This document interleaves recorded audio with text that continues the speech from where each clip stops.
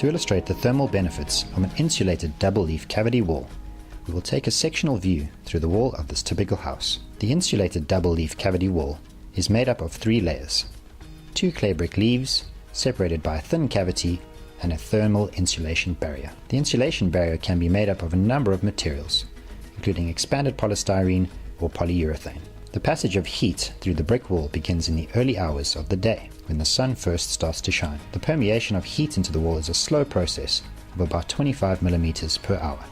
It takes several hours for the sun's heat to fully penetrate the outer leaf of bricks, and only begins to reach the inner leaf by midday.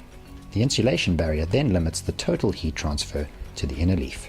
The heat flows through the inner leaf as the afternoon continues, but at a much lower rate, thanks to the insulated cavity separating the leaves, and results in a far more moderate internal temperature during the hottest part of the day.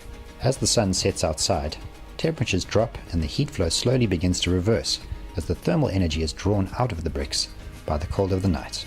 The draw of internal heat is thankfully limited due to the insulation barrier.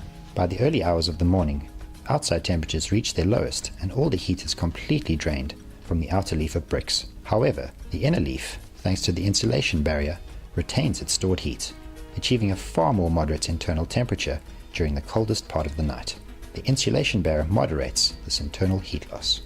Let's run through that again. On a typical day where the outside surface temperature drops to about 10 degrees early in the morning, might reach as high as 30 degrees by midday or early afternoon, while in normal uninsulated systems, the interior surface temperature will drop as low as 16 degrees.